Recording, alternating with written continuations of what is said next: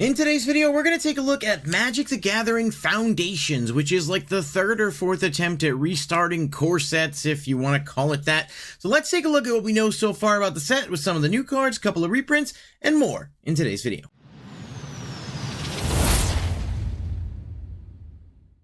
Everybody, thank you so much for being here. I do appreciate each and every one of you guys taking the time to watch the video. Be sure to hit that like button if you do enjoy it. Click subscribe if you're not subscribed to the channel, and then click that bell icon if you want to be notified when new videos are posted.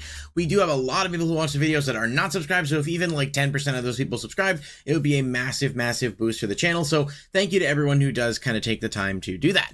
Now, this announcement was actually made a couple weeks back, but there's been so much content and so much happening that I wanted to give things time to breathe, be able to properly sort through some stuff, and we've got Duskmourn previews coming in just a couple of days, so I wanted to, give this some proper time to dive into, and so we'll talk about kind of the basics of Foundation, and then we will basically put it off to the side for a while until spoiler season, which will start a lot later.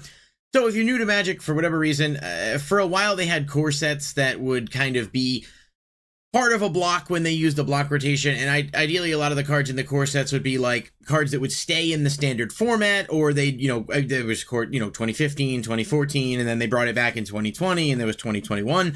The whole idea with the core sets is they don't typically rotate in the same form or fashion, or if they do, a new core set would come out that would keep a lot of those same cards in the format. That's why you see certain cards in those sets. So basically, they've done it, they've stopped it, they brought it back, they stopped it again. I don't know, maybe we're thinking this is going to be the charm. I'm really not sure.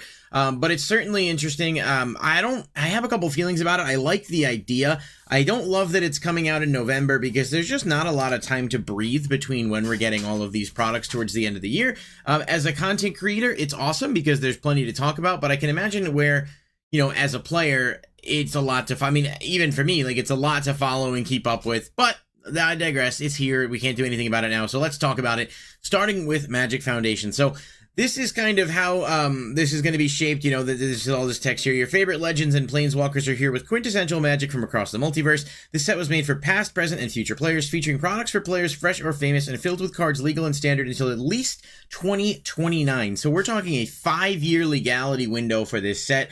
That I don't think has ever been done before, so that's pretty interesting.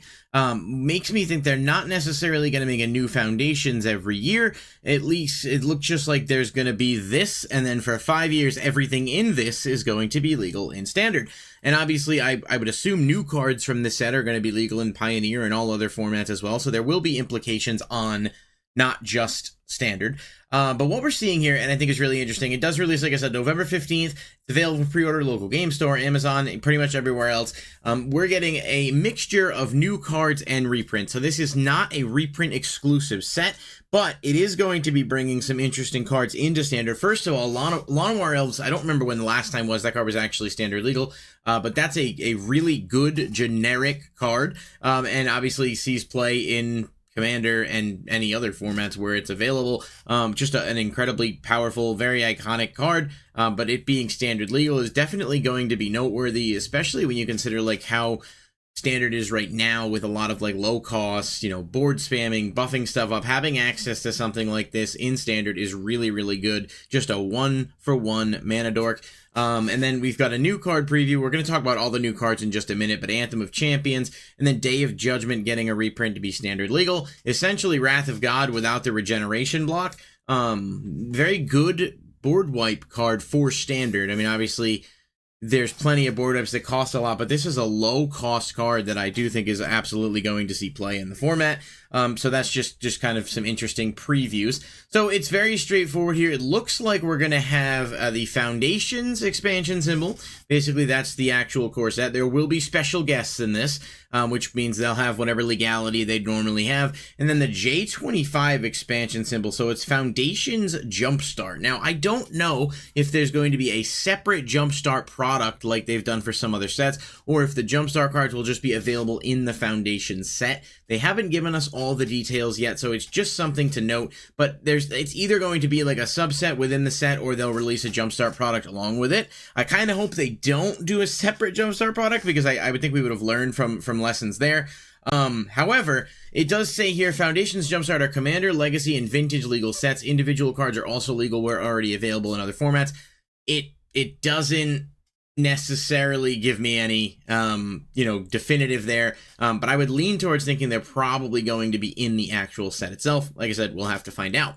Magic the Gathering Foundation, a standard legal set, will remain a standard until at least 2029. Select Foundations cards included in the starter collection to support Commander gameplay will not be legal in standard. So I would assume those will either have a different set code or something, because obviously they have to get the Commander stuff in there. Hopefully something to differentiate it, what's there, but we'll have to see. So, really cool. Obviously, you see Ajani on the packaging. I like the packaging quite a lot. It's, simple but good. It feels like a pretty darn cool design. Nothing crazy to say there. And then we're getting play boosters here. So it's same breakdown here. 6 to 9 commons, 4 to 5 uncommons, 1 to 4 rares or mythics, and 1 card of any rarity in traditional foil. I don't think I've ever seen a pack with 4 mythics or even a 4 rare pack. I can't remember the last time I saw that.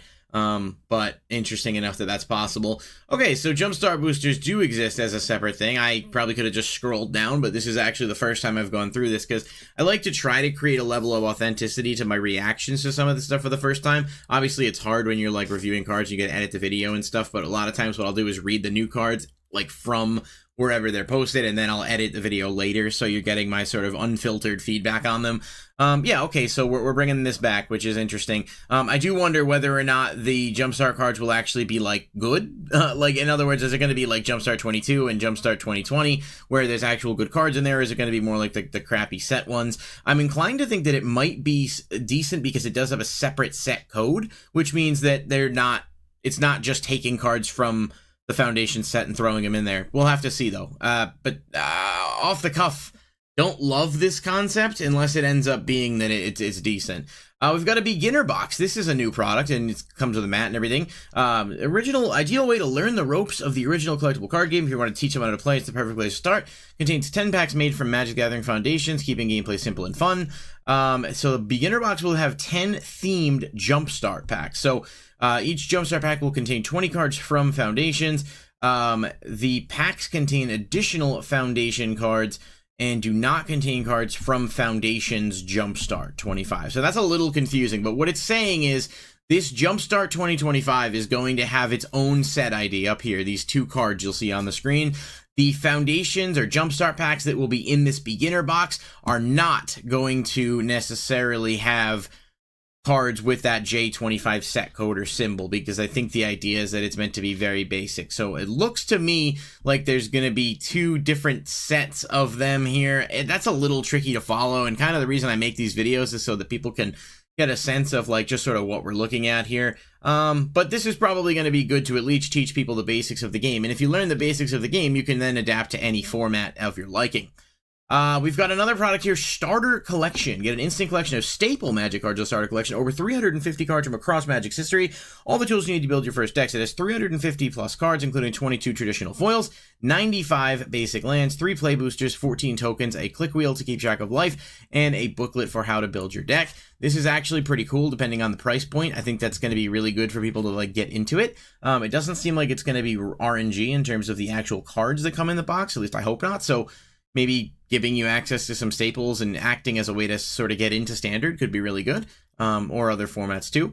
Foundations Collector Booster, pretty cool. There will be obviously some special, this is Japan Showcase Fracture Foil cards, mana foils, and extended art cards. I don't know what mana foils or the Japan Showcase actually are. I don't think we've seen any real previews for them yet, so we'll have to wait until more comes out there. But obviously, I go on record saying if you're going to buy packs, generally speaking, collector boosters are the way to go.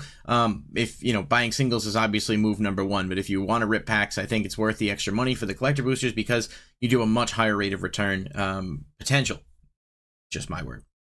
Now, the bundle, pretty standard stuff again. 9 packs, 1 traditional foil, and then you get the lands, spending, nothing new here, but again, just there will be a bundle. I don't think there's going to be any kind of gift bundle. Pre-release packs here, again, pretty cool.